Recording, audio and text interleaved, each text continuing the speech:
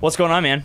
Not much. Thanks you for coming to the show. Thanks for having me, man. I don't even know what this show's called, so whatever it is. It's called the Adam Schwartz Resilient RE. No, it's RRE podcast. RRE. It's a resilient podcast, something or other, where we talk about real estate. Yep. Something like that. What makes you resilient is you completely planning, and then people no showing, and then you have a backup plan. For and sure. You're resilient. You know what's interesting is, like, I think that is definitely the number one trait that I think has helped me so much in real estate. Like, I've had you hit so many walls in this industry that no one who's not in the industry doesn't understand, because it's not posted on Instagram.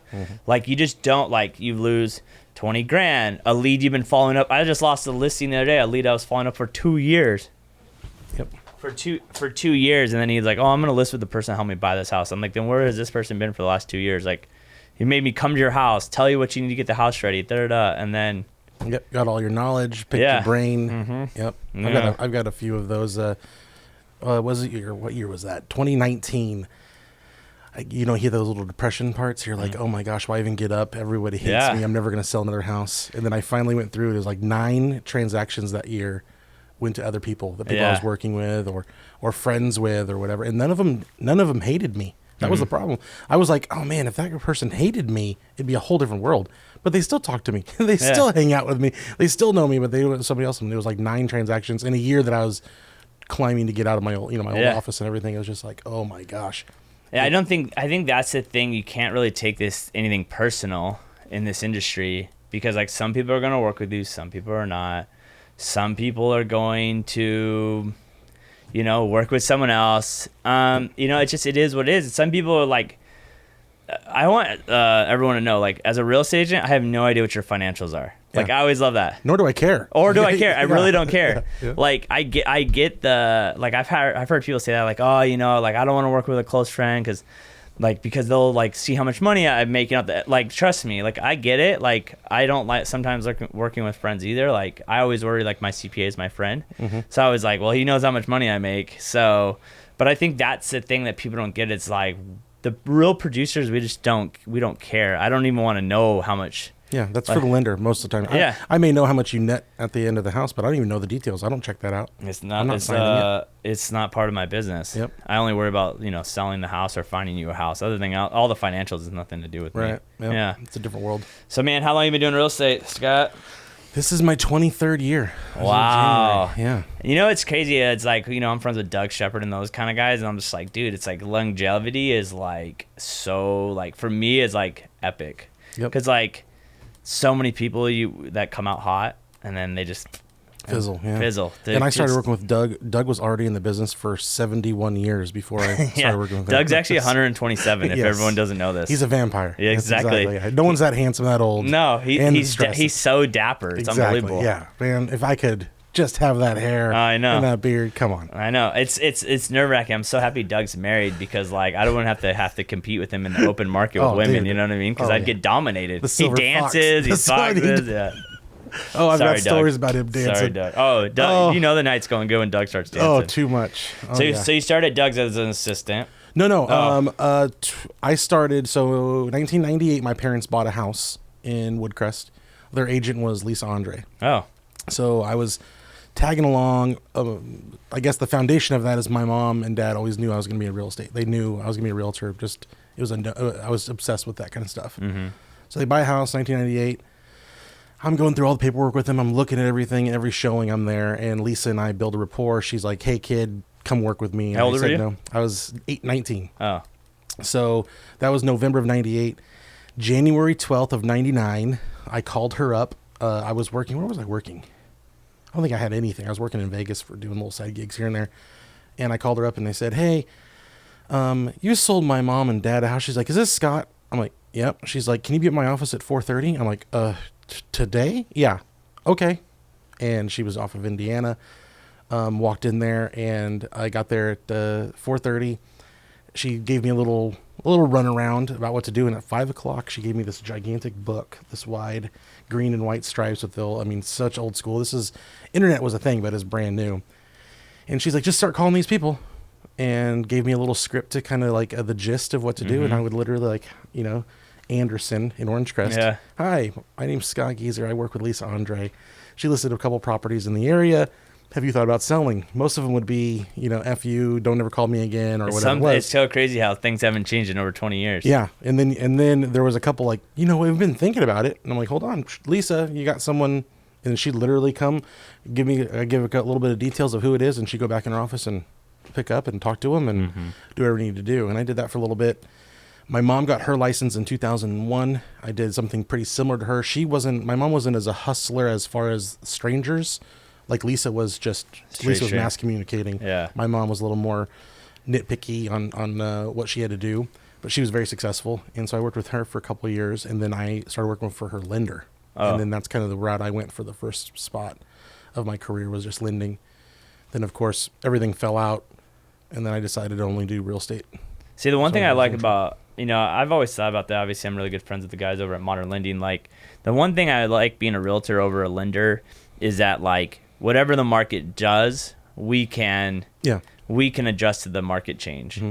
Like, lenders. I mean, everyone's a lender starting last 2 years because rates are so low and everyone's banging refis out. But like now that refi market's drying up, and if that was your book of business, like that's gone. Mm-hmm. Like we're gonna see a lot of lenders, I think, in the next 2-3 years, like leave the industry or try to become agents. Yeah, they have the bigger ups and downs. Mm-hmm. We have ups. The real estate version of that is when the market changes, it's not easy anymore, they leave. But the ones that are resilient will change. They'll figure something out. Short sales, nice plug, REOs. Appreciate it. So, yeah. Nice plug, yeah. Oh, yeah. Resilient. There you go. Yeah, see, there's nice too. I think that's the biggest thing is I'm kind of hoping, like, I'm, like, not a fan of this market. I'm so tired of people asking me right now, like, hey, it must be just so awesome right now to be a realtor. I'm like, you know how hard it is right now? Sorry, I can't hear you from counting my money. Yeah, it's so hard right now. Like, there's no one that wants to sell. So that's hard because no one wants to sell because there's nowhere to buy. And then buyers take you 6 months, 8 months, 1 million showings to get them in a house, and that's if they don't get priced out of the market. Yeah. So I don't think it's really tough right now. The way that I would explain this is when you have the listing and it's signed and you've done all your marketing stuff, that part's easy now. Mm-hmm. That you have all your work's ahead of it as far as the market's concerned.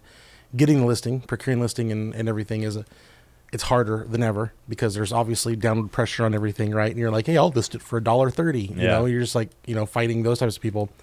But I've got a pipeline right now that is super impressive. I would look at my pipeline and go, oh, dude, I'm going to have a fantastic year. But I could go through probably 8 of the listings that I have, quote unquote, coming up. One of them is they're just got to decide to pull the trigger. It's an emotional thing, probably. 2, a couple other ones they're going to leave the state. It's a bigger deal to do. They don't know exactly what's going to happen and where. There's a lot of that. A couple of them are wanting to stay, and they have to jump in that market. So now I've explained to it. We got a list. Now we're contingent on finding something and closing concurrently, and now we got to get an offer accepted in this market contingent. Yeah, just like it's the craziness is not something I'm comfortable with. And there's no rhyme or reason. Like it's just so difficult because it's like, it's what people don't get is like who are just getting in the industry right now. Like I got in 16. Like 16, you would do like you would get a buyer, you show them 10 houses in one weekend. If they liked one of them or 2 of them or 3 of them, you could probably write a good offer and probably get it accepted. Maybe $5,000 above asking. Now it's like maybe 30 over, 40 over, 50 over. Like we just closed a house the other day, 55 over. Like. And what people don't get is like, I don't even know as an agent what number to even throw out. Like we wrote an offer today, $50K above asking price. Like, I don't even know if that's going to have a shot at it. Like, and that's like to think that's what it is. It's insane. Yeah. We got an offer accepted 50,000 over recently, and I will promise you it'll close higher. We ended up canceling that. It'll probably close higher than that. Yeah. Because there was so much action on it. Everything was going crazy. And as soon as it went back to the people, they're going to start competing again. Right. So it's just, I got a couple we're looking at that'll be 70,000 over, and there's a couple I've got a buyer right now that wants a deal. They're Yucaipa, Calamasa area, and I'm like, okay, that's fine. You can get a deal out there, but we're only looking at things been on the market for 45 days. Yeah, we're not looking day one. It's the opposite now. That's what I tell all my buyers: look at 30 days and later. That's your only chance. That's your only chance. Look at 30 days and later. If you're looking at something that hit the market that day, it better be 50K below what you want to pay. And you have to better to have the reserves. It's actually really depressing because like I've had so many clients since 2020 is like young, 30, 60, 80K in the bank, good credit score. Yeah, any other market, Like any other market, they would be in there. We'd search for 2.5 weeks, 3 weeks. They'd get them a house. They're stoked, whatever. And now it's like, okay, great. Like you're not gonna get what you're looking for, you know. And I think that's it's. I hope people don't understand this about real estate agents. It's like when your house doesn't sell, it sucks for us because like we're based on performing. Right. Like we want your house to sell because then we get paid. Just like writing offers. Like I want your offer to get accepted. Yeah. I want to get an offer accepted. I'm trying anything and everything to get that offer accepted. Like because if not, I don't get paid. Like so you're getting discouraged. I'm getting even more discouraged. Like it's discouraging for the both of us. It's not. And every month it goes, it gets even harder. Yeah. And then you're like in that weird relationship. It's like I know I had to follow up with these people, but there's nothing on the market. They're so upset because they got beat down the last one. Like then it becomes this weird like dynamic of like, hey, like hang in there. Yeah, do they hate me? Yeah. Because you're the face of letdown. Right. Yeah, you're the connection of them losing their dream. That's why my one of my mantras is managing expectations, right? For sure. Manage your expectations, manage emotions. So most of the time through my texts, through my calls, through them like, hey, here's the good, here's the bad, here's the, you know, the ups and downs of everything. The only time it gets really, really awkward is when someone's super specific. I want this exact neighborhood. I want these exact specs, and then they won't look anywhere else. Sometimes nowadays you're waiting for months. Yeah, that's me, right? Months. I mean, I'm that buyer to be honest. Like everyone's like, when are you gonna buy? I'm like, when something comes up in Victoria Woods. Oh, that I like. maybe Until then, maybe one on Malvern. Maybe. That's like until then, like what's like, I only want to live in that neighborhood. You know, I don't want to live in any other neighborhood but that one. All so right. until that comes up, there's no reason. And then it goes like, then it's like, does the odds of come up with the house I actually like? You know, like, oh, cool. Lisa Andre actually listed something on there the other day. I saw that, yeah. And I was like, I looked at it and I was just like, no. She's like, why not? I was like, well, it's gonna need at least $100,000 in repairs. So now I'm into this house for $850, when this house isn't worth $850. Right. So it's like now I'm gonna be upside down in this house for who knows how long. You know. So you've been in 23 years. Yep. Like obviously you've gone through the ups and flows. You know, I think that's the one thing that a lot of us, even me personally, like I always tell people, like I don't know when that market shifts if I'll survive, which I'm pretty sure I will. But you know, how have you been able to handle the shifts of the market? Well, I would say I'm resilient too. Plug too, for you. What a good name. I don't care what anyone says. Best real estate name out there. Even Tom Ferry said that. Yeah, I think it's one of the best I've seen. Like especially it's come up twice organically. Yeah. Yeah. So the market in 2009, I went bankrupt, foreclosed on my house, 2 cars repoed. Like literally, we knew things were going. Like my wife's driving out of the garage in her, I forget what she was driving, the SUV or something, and there was a tow truck driver in the corner, like trying to hide, and she's like rolled down the window. She's like, "Oh, are you here for the Prius?" And he's like, "Yeah, you know." She's like, "Yeah, it's been out there for 3 weeks. Keys in the visor." Like we got repoed, and we weren't trying to hide. Like, hey, here you go. We embraced it. We just had to. We were making no money, so I did really well in 06, 07, I made $11,000. Yeah, like it was just horrible. But in 2009, I was trying. In 2000, you know, all the way up to 2009, I was doing loans, trying to do everything I could. And then licensing started changing. At that time, in MLS was saying that that's the national mortgage lending license. That's what you need to do loans. Was going to have credit checks and going to monitor your credit history. Well, at that time, what do you think my credit was? Yeah, exactly. If 350 is the lowest, how could it not be 350? Yeah. Like, I haven't paid anything in years. I'm losing my house. I'm going bankrupt. 2 cars repoed. Like, what else? You know, I've got nothing. My kid was born that year, so that was a good year. 2009 was a good year for that. But I called up my friend Hugo and Sharon, if you know them. They owned Elite REO. They used to own the Remax my mom worked for, and they had our big REO account.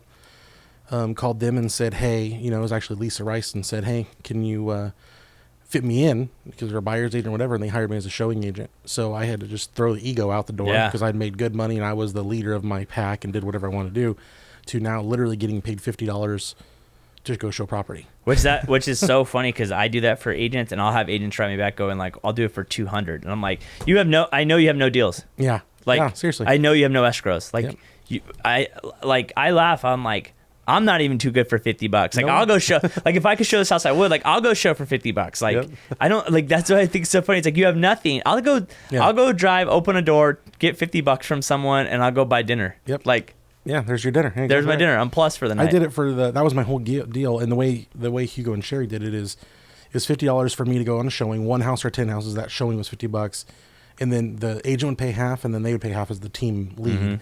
And then I'm making zero. Like my loans are done. I'm not licensed anymore to do loans. I'm 100% a real estate agent. So I'm a buyer's agent on their team, but that's a very loose quote. Yeah, because I didn't have any leads coming into me. But I'd make a couple grand a month doing that. And then my wife still worked at the time.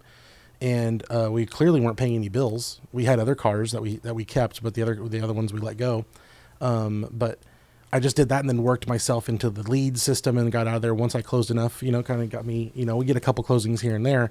And then in 2010, I was already involved at IVAR, the local association, and Doug and I, Doug was my mom and dad's neighbor. So he knew me for all these years, although he called me Eric. He still calls me Eric. He had no idea like what my real name was, but I just said at the kind of a group meeting, like, hey, if anybody knows anybody hiring a buyer's agent or whatever, let me know, because I got a couple months and I'm out of the business. And I was applying at Verizon, anywhere that would take me at the time. And then Doug at the end of it was like, hey, I don't like buyer's agents. It's not a thing for my team. I don't really work that well, but I like you. If you want to work with me, let me know. And I said yes. And I literally walked to his office. That was a Monday PRAC meeting. I went there Tuesday morning, and he had already had a client there, and he literally gave me a client, Ray and Colette, and he goes, "You're going." Got a house for $200,000. Kept me in the flow of things. Kept you in the game. And kept me in the game. So yeah, and then I worked for him for, I think it was 8 years. I think everyone has to realize this. Like when in this industry, like we all go through the valleys. Like I've been flat broke like 3 times since I got into real estate. Like made a ton of money. And then like it's like you just don't realize you get a little bit too comfortable, and some costs that, like when I came here and built this place out, that was the last time I went broke, and like you just don't realize it's like you're spending tons of money, you have not a lot of stuff coming back in, and like and I think that's the other thing too is like you look at all these teams or people. It's like I always look at each real estate agent's like a workout person.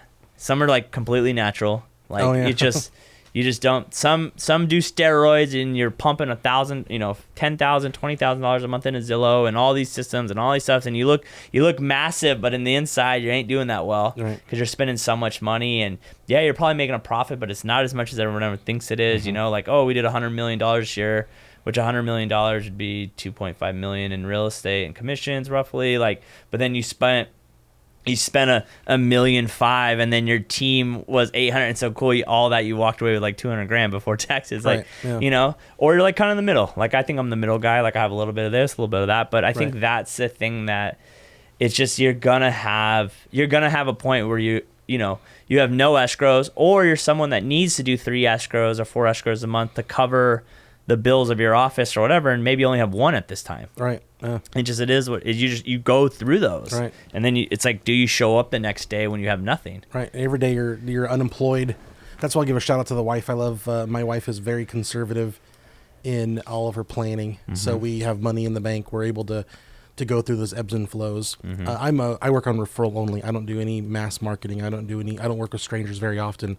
So my ebb and flow is a little bit more ebb and a lot more flow of, okay, it'll do this big stuff. Yeah. So she's been very resilient, number 3, on dealing with that. Hey, man, we make 80 grand one month. Yeah. She's not spending 80 grand. She spends exactly what she spent the month before we made nothing, and the rest goes in the bank, and then we're relatively consistent. Yeah. So, thank God we haven't racked up any other debts and stuff. We have car payments and stuff like that, but we're not a debt-ridden family like we were before. Yeah, and that's the thing. You start getting over your head, and sooner or later the boat will dry up. I think like that's going to happen to a lot of lenders. I think a lot of lenders who when they say the market changes from exact experience, it wasn't a change. The faucet turned off. Yeah, we thought the water was still running. People thought, it's still going to go. No, I had loan docs signed and sent back by a courier to doors that were chained. Yeah. And you're like, well, we already signed docs. And they're like, the company doesn't exist anymore. You're not getting the money. You're, okay, put them through this. They want to cash out, refire. They want to do something else, and nothing. I mean, it was literally you're making money one day and the next day you're not. Yeah. So that faucet, but I think we're just too dumb to realize. Everybody was like, we're going to do this. The short sales didn't start for a while because the prices didn't drop as fast. But when that did, everyone had to kind of adjust. I think that's what we're going to see this year. We'll see what happens with rates going up, but there's going to come a point if rates keep going up, there is going to be that crossroad where sellers don't want to drop prices and buyers just can't buy. Yep. And we are going to see that point where people are, it's just going to be we think we're a slower time now, but it's going to get even slower. So there was an economist that came a couple weeks ago. His name is Matthew Gardner. He's from Oxford, and Kensington economist, absolutely insane, does his presentation strictly on Riverside. And I'll send you the slides if you want to see all of his stuff. He does the whole, inflation and everything else going on. And he projects Riverside and surrounding areas 17% gain for this year. And I don't know if I'm allowed to cuss here, but I got to do my impression of him. So he is the most enthusiastic F word user ever. Just Perfect. When he does, and he goes, and he hits that slide, and it's the end of the presentation, and everyone in the room just like expecting 3 to 5% like he normally does, and it says 16.9. And he says, I don't want it to be this way. This is fucking bonkers. Yeah. And everyone just starts laughing. He said, I've looked into everything that I can. And he goes, there's just nothing in the soup, in the ingredients kind of right now that are showing anything different. He goes, because rates will rise, but rates won't get there this year. Next year and everything else he's projecting, it's going to be a little bit worse. But the details that he came with to show the people with equity is shocking. You're talking about average equity is 40%. Isn't that crazy? Now, your average. There's always your people with nothing. There's always your people with 100%. But to get your average, it used to be the average of 20%. 40% average equity on people, meaning you own a $500,000 house, you only owe $300,000. Yeah. Like that is... Well, and then so when people are over here it sucks in the world that we live in because it's all clickbait. And like I know the videos that do really well are ones when I say there's a housing bubble or that the market's crashing. Mm-hmm. Like those videos always get more views than anything else. But it's like, it's just not there. Like it's just not there. Like, and I think agents need to do a better job of explaining that to their clients. It's just like, or to buyers or to sellers, whatever. It's like, dude, it's just, that is not coming. Yep. It's just not coming. So how I explained it to a couple people, a couple weeks ago, I was having a conversation of why it won't drop like it was. In 2008, there was a bailout, right?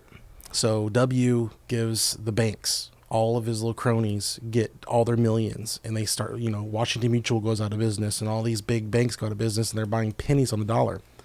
Well, the assets those were connected to all hit the market. You're talking about $5,000 in a month in a region. Oh, yeah. All these. That's why prices went down, because they didn't care what they sold for, because they already made their money. You aren't going to have people that like that because now. There's going to be no bailout. There's no bailout. They're going to want their money. Exactly. Even short sale foreclosures, like there's a few out there. They could all hit the market tomorrow and it won't even matter. No, not a blip. And they'll still go for big pricing. Yeah, even now there's REOs now, and they're going for retail. They're going to retail prices. Deal. No, because they know what's out there. Exactly, and they won't flood the market either. No, because they're smart now. Mm-hmm. Because they want their money. They're not going to get bailed out by the government. Mm-hmm. So they're gonna, and that's the thing too is like you look at the numbers, like I think like right now there's like 100 and under 200 houses on the market in Riverside. Like when the market crashed, it was like 3,000 houses in just Riverside. Like, the crash is a long term. But there was an average of 5,000 a month. Pumped in at the time. You were watching houses you would list for 220 for our REOs would end up 170 if they fell out of it. Like it was one of those, we were going through escrows that were going to close, because if they didn't close, those banks were going to be even lower. So you're going 220, you get an offer of accepted for 205. If it fell out, the next one would be 175. Like we were watching the market like literally tank. Every single value of every property out there was falling, faster than you could ever think of. Because and the other part was there was no buyers for them, because all of your credit and everything else. So if you didn't have any foreclosures or bankruptcies, you were super solid to buy. There wasn't a lot of those people out there. So, and that's the thing I always love. It was like, I'll just wait until the market crashes. It's like, listen, when it crashes, it won't. But if we went through that cycle again, like you're not going to be the one being able to buy the houses anyways. Right. Like you don't have the cash. You probably don't have the credit score. Everything, like look what happened when COVID hit. Like the moment COVID hit in 2020, it was like FHA credit scores went up. conventional rates went up. Like, okay, we don't know what's going to happen in this market, so we're not going to lend money to we're going to make it harder to lend money to people. That's what happened last time. They weren't just giving money away like it was everything tightens. Yeah, everything tightens. If you think you're going to get a house now for 50% less, and you got to remember, they're thinking that in their mind that it dropped 50%. So they're thinking the house worth 800 is going to be worth 400. I'll buy it then. Okay. Side note, never going to happen, or very unlikely it's going to happen. But when it happened, it didn't happen in 2007 or 8 or 9 or 10. It happened from 2007 to 2011. Yeah. The 50% drop. It wasn't everything overnight. It was super, super slow. And the tightening and loosening of lending, went, it ebbed and flowed that whole time. So some areas, some seasons were better than others, but it's just not a normal listing, normal market in that. Isn't it interesting, like going back to like, you've been in Riverside, you were in Riverside your whole life, right? Yeah. Other side, yeah. Other side, Riverside. Yep. So I've been in Riverside my whole life. It's so crazy to think like the agent who you worked for, who helped buy your parents' house, Lisa Andre, is still working in the industry now. Oh yeah. Yeah. Still doing deals. And like, that's always things funny is like, I'll talk to, obviously I know a lot of agents outside this market, probably more outside than in. And like, they'll be like, oh, just do this. And I'm like, you don't get it. Like, you're in Marietta. There's agents, there's agents working here longer in Riverside than your town's been created. Like, it's you guys, if you live in like Marietta or like Eastville wasn't even a city when I was a kid. It was Norco, Ontario. There was no houses between. Like, there was no like. And it smelled really bad. It smelled really bad. You went around the other way because you didn't want to deal with the cow smell. But like, that's what I think is so interesting about being an agent in Riverside. That I think Riverside's a very hard market to tap into because you're competing against agents that have been around for so many years. They've had so many clients here for so long, so much market share.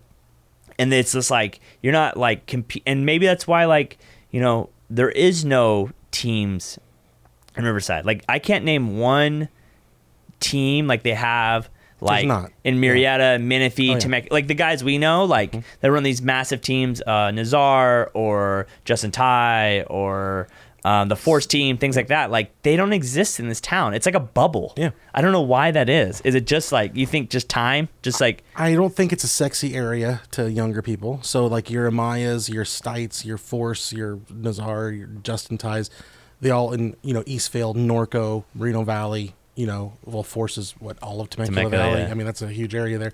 Big team. Number one, I think they have a bigger pool to go from. We don't have a lot of those younger agents that are that hungry that want to do that. That want to do what you did. Yeah. And I think that because I try to build the team, and all of my team members that were successful came from other areas, and they worked other areas. But the leads in Riverside and how you have to feed it has not seemed to be successful. The same recipe to have those. Do you think because there. Riverside's so big? I don't think people realize how big Riverside is. Riverside is monstrous. Yes. Even like 92508, I made a mistake when I first started. I tried to go after 92508, and it's like 8,000 homes. Like, when you're trying to like postcard 8,000 homes every single month, like it's so expensive. Is there only 8,000? There might be more than that. Yeah. I was only hitting 8,000. Okay. So say 10,000 houses just in one zip code. Like, that's sometimes bigger than all of Menifee. Like, I think maybe that's another thing too, is Riverside's just so massive. Yep. And I just think that people are getting, your 92506, 92508 Zillow leads alone were insane price point, yeah, and insane price points, and because of that, your monthlies are bigger, so your bigger teams, it's the success breeds success, right? Yeah. Your successful team over here, you can start getting those zip codes and having agents go into it. Yeah. Because I know the Force team had, I have a friend that's on there. They have not regions, territories. Yeah. Like, hey, we need a Riverside person, we need a Menifee area, Beaumont, Rio Valley area. And they kind of protect those, but they have leads coming in everywhere. Yeah. Do you feel like, obviously teams were nothing back when you first started. Do you think that teams are going to stay, or do you think there's going to be a shift in what we see in the market when it comes to offices? I don't think teams exist in their current situation in a buyer's market. I don't think. I don't think it'd be that big of. I don't think you could. I think the teams that were around back in the day were like Hugo and Sherry's team because they were the REO agents. So they had the buyers team. They had the team. Yeah. They had the inventory to help build them and sell them, and I cannot see a team succeeding in a buyer's market unless they've got REOs. If they've got the other listings and the leads coming in, because when it's a buyer's market, that's a different world, Yeah, I think that's the one thing I did learn from Rob Murray when I first started. He'd always say that it's like listings are king. Like I don't care what market you're in, buyer's market, seller's market, whatever market. If you have the listings, you control the buyers. Right. Like, list to live. Yep. Yeah, you got to list deals. And I think that's kind of the thing that is very interesting with teams is it's like you cannot like run buyers around forever. Right. Like you're just not going to be able, you're never going to be as an agent, just so you know, if you go work for a team and you're just a buyer's agent, you will run around forever and you'll never be able to actually have a life. Yep. There's no way. There's a reason why your team leader wants to take all the listings because they're not having to do what you're doing. Yeah. Yeah. And the markets like this, it's even harder, right? Oh, for sure. Showing people for a month and you're driving around. But I mean, I know buyer's agents on teams that did 40, 50 deals in a year. For sure. They killed it. They did well, but it's not sustainable. It's just, I don't know if you have the time and energy. I think sooner or later you burn out. Yeah. I mean, you get burn out on everything, really. I mean, you just got to really burn out quick on that. Do you think there's going to be a change in like, I had Keith, a guy that owns like 17 Remaxes. I think that's the number he owns.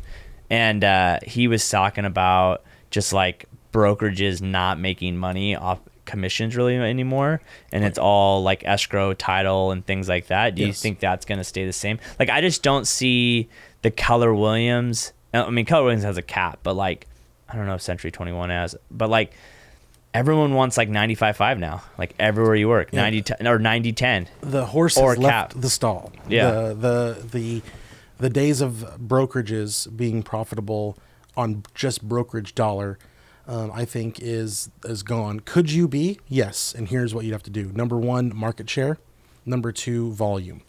If you have a big market share and a lot of volume, there's profit there, because even if everyone's on 90-10, you're still doing deals. You're doing deals and you're doing enough in churning.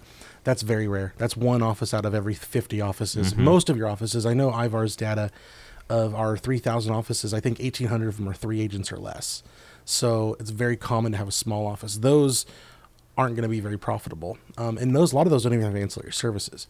But I can tell you that Keller Williams, just their business model, I don't even know the people. I have no idea who owns it. I know of them. Madison Escrow. It's all escrow money now. Every bit of it's escrow. I mean, Realty Masters in town here, Arbor One, that's their money maker. They probably don't make much, if anything, off of all their agents because everyone's on a flat fee. There's offices in town that own lending companies. Some of them have title as well. I think that's the only way you're going to be profitable. And I think the profitability of the brokerage is going to be even lower in the future than it is now. Just because, like I said, once the horse left the stall, it's done. Well, I just think that there's so many more options now. Like, I mean, you can go get a flat fee anywhere now. And it's crazy because even like, it's crazy how much money people offer me just to leave and join their company. Yeah. Like just right off the bat, like I get a call. It's like, hey, come work here. We'll give you $20,000 right off the bat as a signing bonus. Yep. Like not even think twice. Like they don't even think twice about it. Yep. I was shutting down my office last year and talked to a lot of different people. There were some impressive contracts offered. I was shocked at, but when I started talking to other people in other areas, sometimes even other states, I got a lot of people nationwide. Man, they got big chunks to come over, but they were teams and a little bit, stuff that you're like, well, that changed my life. $300,000? Like, yeah. That's, if you give me a $300,000 check, that's pretty crazy. Now, if it's a front on commissions or something like that, it's a little bit different. But I wasn't on that team, so I don't have that much value. 20 to 30 deals a year that's where I bounce from. So I'm not worth that much. I mean, I think I'm worth something. I mean, I'm valuable. Yeah. But my wife tells me that. Well, your wife tells you that. Yes, exactly. The wife, my number one agent in the world, according to my mom. But yeah, so you just have those different options. Some are good. Like some don't need anybody. Like you're a very good example of you don't need that backing. Yeah. But there's offices, even in town here, there's offices with agents that do killer deals, and they love the office. They want to be there. The fees aren't a big deal to them because they find value in what's presented by the office, whether it's an office space, the leadership, the franchise, whatever it is, they find that value. There's people that just will never find value in it, and that's completely fine. There's people that do 100 deals and people do one deal, at the same office. It's interesting everywhere. For me, like I think it's interesting the agents that do no deals, but then they're so scared to switch offices. That's what I don't understand. And they want to do more deals. It's like a fear factor. I don't even know why that is that. Yeah, I don't think people leave any office. I think everybody, let's call it one deal. The argument can be 50 deals. I don't think people leave offices very easily. It's very difficult. I don't think there are some people that leave. There's your outliers that don't care about leaving anywhere. And then there's people that are there for 10, 15 years at a time before they even think about moving. I think maybe for me why it's so easy to think about switching companies because nothing really changes because I have my own space, so it's not like I'm not like moving buildings. Yeah, and you're not. Yeah, you're the outlier in general. So you've always wanted to do. Once you left Murray, this is where you came. Yeah. Right. So this is. Yeah, I think definitely what people are going to start realizing too is that moving forward, I think people's currency.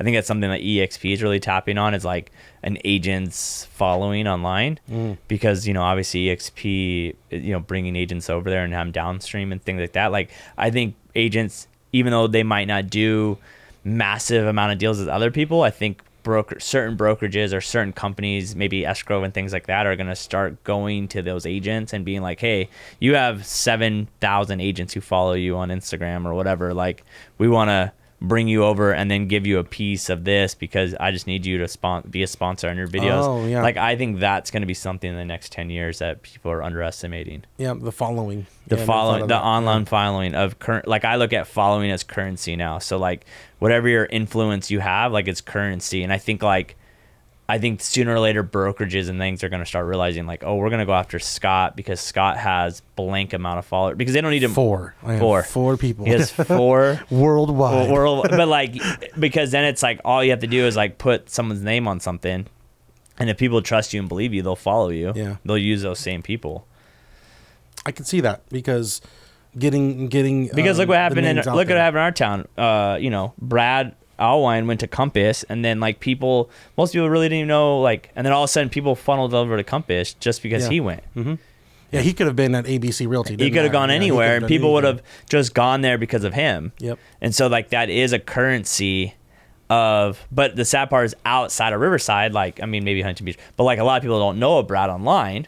So like, what is the power if you have 10,000 agents that follow you on a consistent basis? Like, what is that value to a company that you work for? Yeah, probably bigger value to an EXP. Yes. Whose value is getting more people in and getting people under a down line and trying to market. I don't know if Compass. I don't know how Compass are that. How do you feel about EXP in that downline?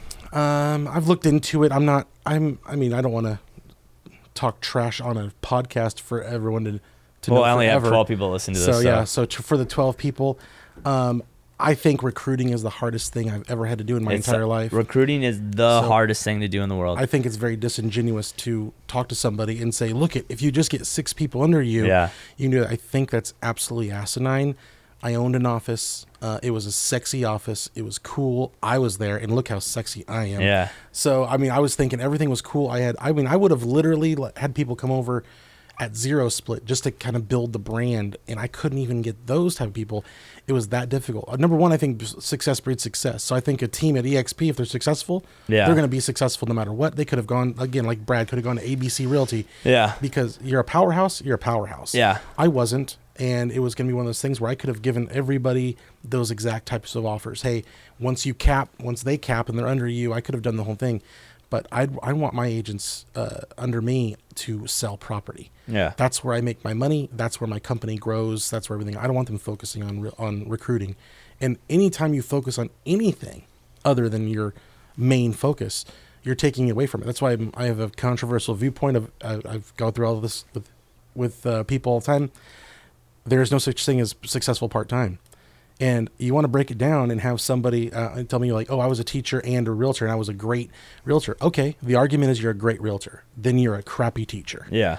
One or the other. You can't be stellar at both. You may have sold 15 properties as a teacher and made an extra $200,000. Good for you. That's amazing. But also, what did you do if you're that burnt out? And if you make $200,000 in real estate, why are you trying to teach every day? Still, like there's an example. Maybe that's an extreme, but I think also is who determines if you're a good realtor. True. Yeah. Like, true. You Yeah. are your only judge, and the person you currently work with doesn't know anything else. So you might think in your head's a good real estate agent, but you don't even know what a good realtor is actually being. Yeah. Like, you cannot say to me, like, that you being in school 8 hours a day, you communicate better with clients than me with a full-time assistant working 24/7. That's a good point, So too. even Yeah. though you might say you're a good realtor based on how much you made, Yeah. doesn't make you. I think that's the one thing I hate about real estate the most. Just because someone makes a lot of money doesn't mean they're good at this job. Yeah. Like, that is, like, of all Oh, I know a lot of people that are horrible and make a lot of money. Yeah, I know a lot of people have no idea what they're doing and have, like, literally asked the dumbest questions ever, but they make a ton of money. Like, Yeah. and so I think that's the thing that's so frustrating about this industry is that just because you're the best, and that's something new realtors have to realize, you can be the best and still make no money. Yep. Yeah. Like, you might know a listing or contracts inside and out, but you still might make no money. And there's the argument of, not to pick on teachers. That was one example Yeah. that somebody told me a couple of years ago. We had a nice little debate on it.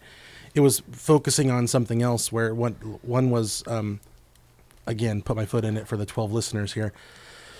At my office that I owned, you could not be an MLM person. Oh, yeah. Yeah, you could not be on my office. You could not be on my team also selling something else in MLM, because when you go on their Instagrams and you go on their confusing. Facebooks, it's super confusing. And then why are you doing your 4 posts for your skincare and not doing 4 posts about real estate? And you're going to make literally Way more money. Way more money. You had to pay $1,200 to stay in that program over there, and you could have put all your time and made 10 grand on a sale.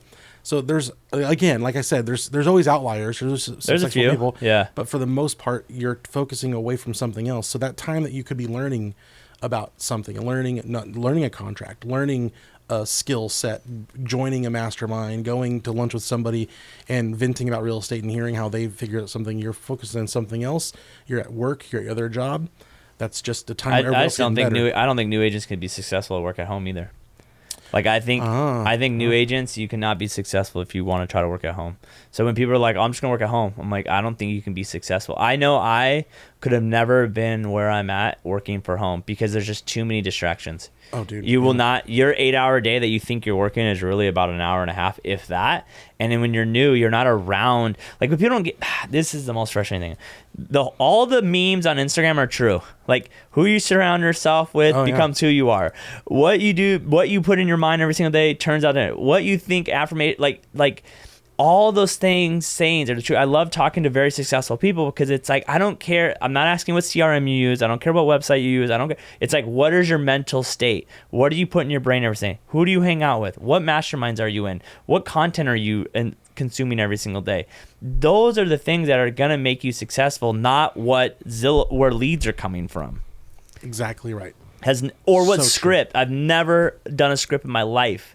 And I don't need scripts because I know my market. Scripting to me is you're trying to sell someone to do real estate with you. Know what you're talking about and earn their business, not try to close them. Yep. When I did my team, they gave me scripts through that coaching that I was involved with, not to speak of that anymore.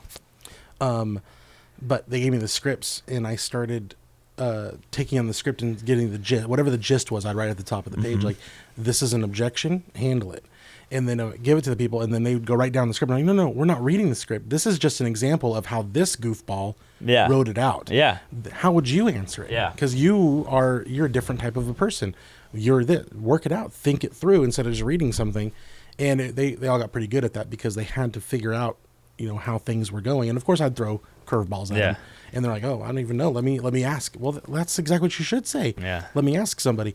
That's a good point about that is I couldn't work at home either. And as an established agent that did good by referral, that I couldn't work at home. I don't even have a desk at home. Me neither. I mean, I don't have a desk. I don't have a laptop. I have nothing. Nothing. I have an iPad, but man, in the new place I'm at now, I have an office space. It's the first one I've had in a few years. It felt good to get back to a desk. Yeah. And I was like, oh my gosh, I've got a computer. And then what I started doing, man, I was following up with people I hadn't followed up with in a while. I was checking boxes that I hadn't checked in a while. And of course, people would walking by. Now they want to talk to me. Now I'm even talking to the new guy who's never even sold a property, who's asking me some questions, and he's keeping me on my toes. And then I got to ask him questions about that. And then, you start doing it. It's iron sharpening iron. bunch of years in the business and successful. I think that's the biggest mistake most agents make, is that they don't want to spend time in the office. Like, I've learned more in the office than I would ever have learned at home. And I think that's the thing that people don't get, is like, and you shouldn't be in an office. Like, when I started at Rob's office, I was in the cubicles. I was in the bullpen. Oh, yeah. Like, I didn't have my own office. Why would I have an own office? I was a brand new agent. I knew nothing what I was doing. And being in the cubicles and the bullpen, I could hear everyone what they were saying and doing. And then it's like, I had agents like, hey, I'm going to go show this house. Hey, can I go with you? Yeah, sure. Hey, this new house just hit the market. Or, hey, we have this listing coming up. We're going over there to meet the handyman to get it ready to be. And I would just go and be like, okay, this is what you do. So then when this comes up, this is what I do. And when this comes up, I think that's the thing. It's like, you know, you want to make 6 figures a year, but you don't want to put any time in. Yeah, it's insane to me. That's what I was telling somebody at the office. Like, it's a 60-hour-a-week job for you right now. Like, you I don't know who's telling you different. It's not a part-time. Yeah, you could do your own schedule, and that's why the joke Super Bowl Sunday is like, oh yeah, I want to be a realtor so I can do my own schedule. Schedules 4 showings during the Super Bowl. Yeah, yeah. That's, I mean, how many events have I missed? Because when I'm showing property when they can see property. You got to do what you got to do, and that's the career we've chosen. Too much of this HGTV. We're going to meet on Friday and see 3 homes. Especially in this market, it's like, it hit the market today. Let's go. Like, let's go now. And that's the reason why I don't work at home, because I have to have separation. Because if not, you'll go crazy. Because that's a place of rest. Yeah, clients will want. I've had clients text me at midnight. I've had clients text me at 4 a.m. I've had clients text me at 9 o'clock at night. Because that's when the client, it's not disrespectful. It's just like, maybe that's what time they go to work at in the morning, and they have to get something to you, and they're going to send you that text because that's when they're free.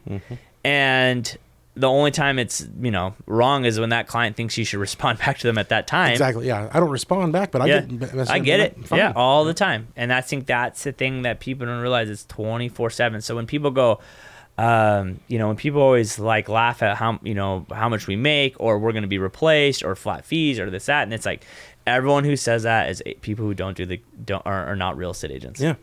Anyone who says that we're going to be replaced and we get overpaid, and none of them are agents. Yeah. Are we overpaid on the deals that close? Yeah. Yeah. Not on the work we're doing. Yeah. We're not. Listen, I had 7 listings go into escrow last year, fall out, my sellers canceled. That's easily $200,000 lost.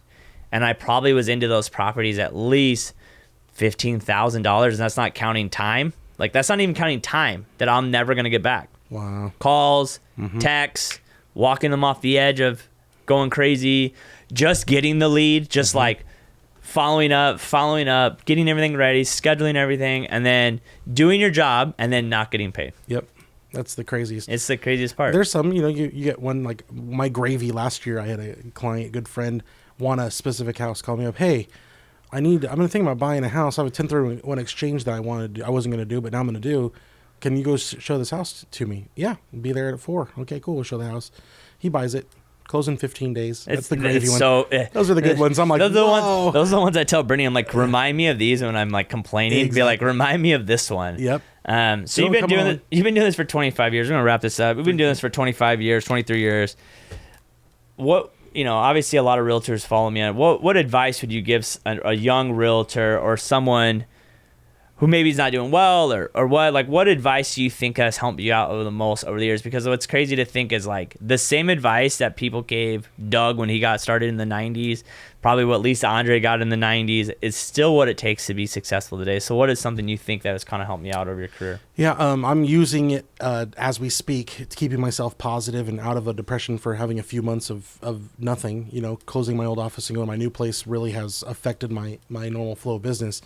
But do the things, keep doing the things. That could mean whatever. If your things are phone calls and you have a lot of, mine is sphere of influence, I have to connect with my sphere. I've got to get out there. So in my last few weeks and our last couple months of trying to get things going, my pipeline has grown. In that pipeline, and I'm kind of thinking towards the future. So I'm staying positive about what's going to hit, because that's all from effort from the last few weeks and months of contacting people. But you got to keep doing the things. If you're going to stop working and you're going to let the depression or let that I'm worthless, I'm never going to work again, keep ruling you, it's going to amplify. I think that's how everything is. Emotions amplify. Yeah. When you're depressed, and you're not making any money, you're going to get even more depressed. When you're happy, I think you stay positive. I think you're getting more happy. And by happy, maybe you're down at lunch, you're going to talk to somebody. You're going to be sharing whatever your normal personality is. Just keep doing those things, and it will come. But you got to work. It's not, I think the most thing, I think too many people try to find things that don't take action, and it's taking action. It's the CRM, it's the auto follow-up, it's the auto text, it's the auto email. What Facebook ad can I run? It's literally taking action every single day. Avoid the shiny objects. Exactly. Stop thinking you need all these extra things to get business, and do the things that will get you business. Yeah. That's meeting people. It's all about meeting and talking to people. Business is real simple, guys. 3 rules. Rule number 1, people have to know what you do and who you are. Rule number 2, they like you. Rule number 3, you have to do business with them. It's that simple. Yep. Sounds like a Dougism. You get that from Doug. No, Doug got it from me. Appreciate your time, man. Absolutely. We've been friends for a while since really when I got in the industry. I remember walking down to your office when you first were half open, and we've definitely I've had talks over the years because we both kind of did this at the same time. And I think that no one really knows how hard it is to open your own office until you do it. Yep. Oh yeah. And it's a roller coaster. I want everyone to, I'm gonna leave it on this. Anyone you know in sales, like, be patient with them, because you don't know the demons that they're facing in their heads. Because they're not gonna tell you on Instagram. They're not gonna tell you in person. You have no idea if someone sold a house in the last 6 months or the last 4 months or the last 3 months. You have no idea where their finances are at. You don't know anything about them. So if you're in sales, 1, it's the hardest job anyone can ever do. And 2, if you know someone in sales, be all right with them. If they want to take you to coffee, you know what? If they're your friend, go to coffee with them. Yep. Have a listen. And try to support the people that you love. I mean, that's, at the end of the day, support the people you love. That's what I always try to do. Absolutely. All right. Until next time, guys. Peace.